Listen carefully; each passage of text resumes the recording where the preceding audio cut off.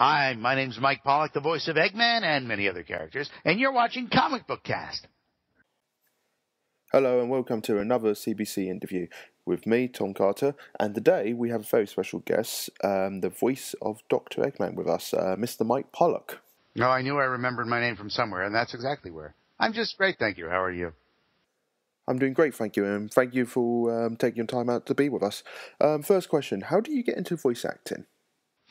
As a child, I loved listening to the radio and, of course, watching cartoons because I was a child, and I was so fixated on the sound of things that I eventually realized I could probably do that.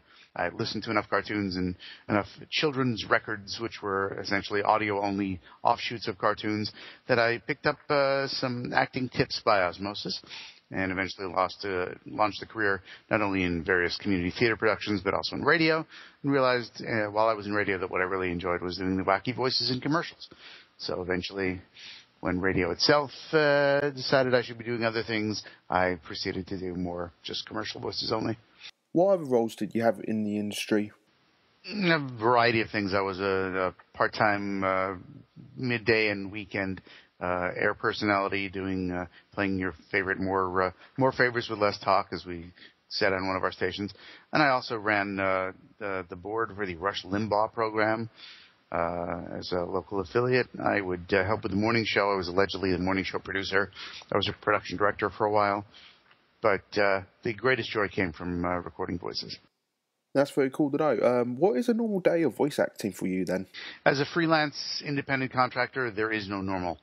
I will either spend a day responding to online auditions, as I have been today, or occasionally being sent out to in-person auditions somewhere in Manhattan, or if I'm even luckier, going to a booking as a result of an audition that I've had earlier. So I hope to spend as much of the day as possible working in some way, but that's not always the case. When you play a role, what goes into the part? I make sure that I have an idea from the director and the producer what they want, and that we've worked together to find a voice that's going to fit whatever character they want. And then I just talk and take direction from the director to make sure that I can adjust my performance to give them what they want. Nice. What have you been working on recently? We are heavily into production for the Sonic Boom cartoon, which premieres fall 2014 on Cartoon Network in the States. I assume it's somewhere international, don't know where yet. I've got a bunch of other little commercial things happening for local car dealers, local restaurants, or some restaurants that are not local to me, but working with various agencies in their local areas. Did some e-learning things, some TV audio recreation stuff for a TV crime show type thing, all sorts of stuff. Very busy then. Whenever possible. Your most well-known role is Eggman from the Sonic the Hedgehog game. Did you know anything about him before coming in to voice him? I had a vague notion that he existed, but I essentially had on-the-job training. I learned everything from doing Sonic X for 3 years and getting notes from directors and doing the other games that followed that. Yeah, I heard they wanted you to imitate Dean Briscoe, so you had something to work off a little bit. Exactly. I started with imitating Dean Briscoe until we realized you can't do a lot of comedy with Dean Briscoe's rare. So we eventually made lots of highs, lots of lows, and turned it into something fun. You did the voice of Ellen in Sonic X. How did that came about in the first place? Because some people don't know you didn't do that role. I was in recording an Eggman session when the producer walked in and said, "Say, have we cast Ellen the Maid yet?" And the director said, "No." "Oh, let's have Mike do it." So I said, "Okay, I don't know what you want me to do. You want something like this? What do you want? I don't know." So I said, "Yeah, we'll try that. We'll get back to you." Came in for my next session the following week. "Oh, so am I doing that Ellen the Maid thing?" "No, we got someone else to do it." "All right, then." 1 week after that, came in for another session. "Guess what? You're Ellen the Maid." So there I was. Yeah, I had a friend who didn't even know that you voiced that role, and he was laughing his head off about it when he heard it. Mm-hmm. Next question. How do you get into the mindset of Eggman or any other role you do? At the moment, I'm pretty good at getting into the character with an on a dime turn, because I've been doing it for so long. But basically, I channel anything that's making me angry lately. any recent customer service disputes that I've had, problems with the bank, that sort of stuff. I can always channel that. Yeah, it could have been amazing. You've been voicing Eggman since back in 2003 now. Mm-hmm. Mm-hmm. You've been doing the role over 10 years now, and a fantastic job at it too. Thank you.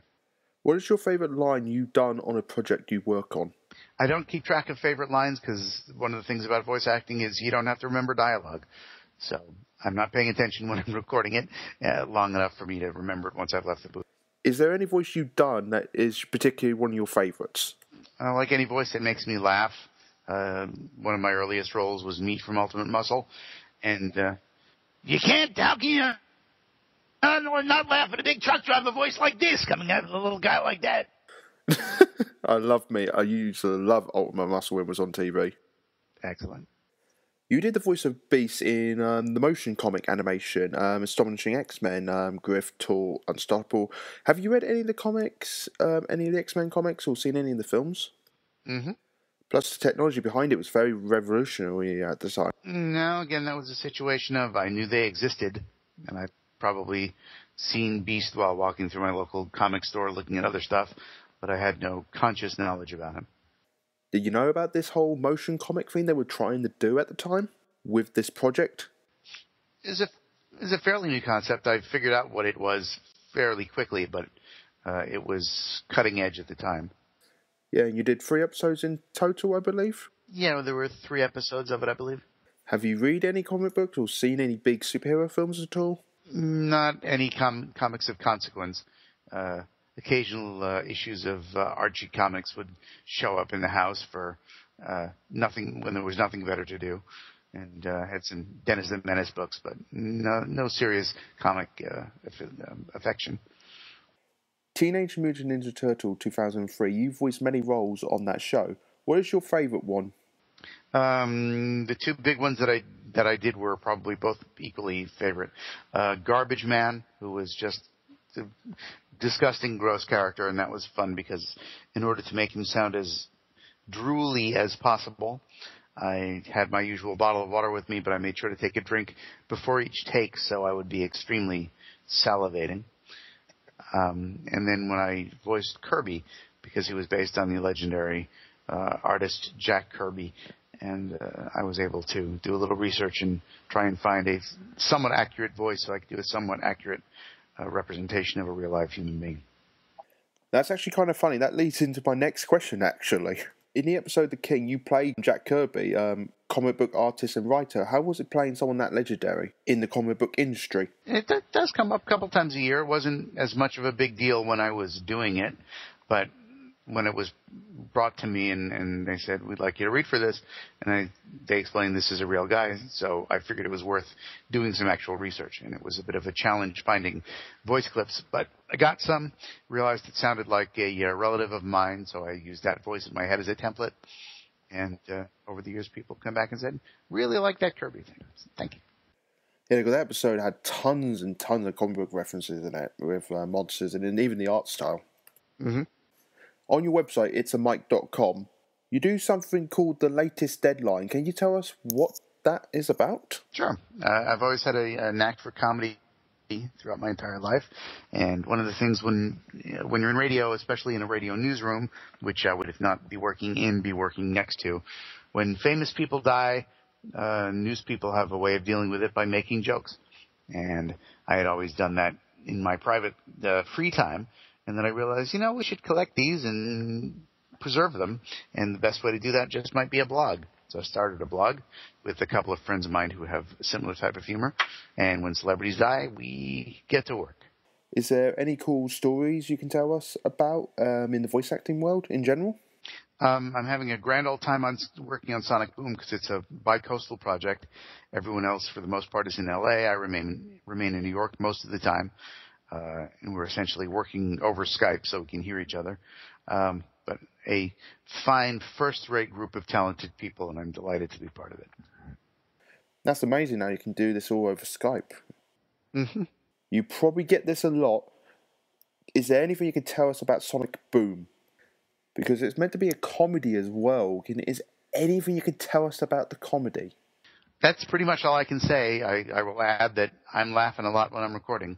So I'm guessing it's very verbal comedy then as well. Yeah, I would even go so far as to say intelligent. So I guess we're going to have to wait until it be revealed to actually find out what's going on. But is there anything else you've been working on at all that you like to tell us? Nothing of any earth-shattering importance. There are a couple of online web-based commercial videos you'll be seeing me in. But again, since they're not released, I can't tell about them in detail. The best thing to do is watch my news feed on my website at itsamike.com, and it's just inside, or social media, Facebook and Twitter, both on It's a Mike, where I will announce things like upcoming web videos. I got some questions from the fans. Would it be all right to ask you a few of those questions? Not at all. Awesome. So let's get on. Let's get on with it then. Excellent. Mike, what are some of the challenges you face as a voice actor? How do you get around them? The biggest challenge probably is rejection, or in most cases, being ignored. And it's just something you get used to. Recently had an audition, followed by a callback, followed by a second callback. It was a couple of days ago, so right now I'm at the point of wondering whether I will either get a booking out of it or get nothing out of it. Because the popular misconception is that producers will call you and say, sorry, better luck next time, we're going with someone else. That does happen, but it happens extremely rarely. Most of the time, if you didn't get the job, you'll be ignored. You'll hear nothing. Exactly. That's why you shouldn't be waiting around. You should always keep moving forward with projects and such. Exactly, which is why the thing to do is not wait by the phone and get on with your life. And if they call, they call, and if they don't, there are tons more auditions today. What is it like to be one of the most well-known, lovable villains in video game history? That might be a bit of an understatement, but assuming for the moment that it's true, it's a great honor and great fun. I'm delighted to not only be associated with such a successful franchise over these years, but also as a character that gets to be so much fun, both when he's being comic and goofy or vicious and evil. What are some of your favourite television shows or films you've been watching? I guess I've been watching The Simpsons and Family Guy fairly regularly. And the family enjoys watching the Graham Norton show because he's extremely hysterical when he interviews people. Someday, I'm sure. I'd love to be a guest, not that that's going to happen, but should he call, I'll be right over. But most of the time I spend listening to the radio and comedy on the radio and podcasts on the radio. Cool. When you're not voice acting, what do you like doing in your free time? I've got 2 wild children that need to be managed, so my wife and I spend lots of free time managing the children. Other than that, the internet's always a fun thing. Again, I've got podcasts that I listen to when I'm riding the bus into and out of New York City. But otherwise, just surfing the web, reading stuff. I've got a little, some podcasts that I administer for some people. It takes up some time, a little volunteer work. What type of music do you like? As a person of the theater, I'm always partial to show tunes because I've performed in some musicals, so show tunes are a thing for me. And also when I was writing song parodies for the radio syndication company that I worked for, I had great fun writing parodies of oldies and country songs. So I listen to those as well. What would be the best way to get into the industry if you want to do voice acting or stuff similar to what you're doing?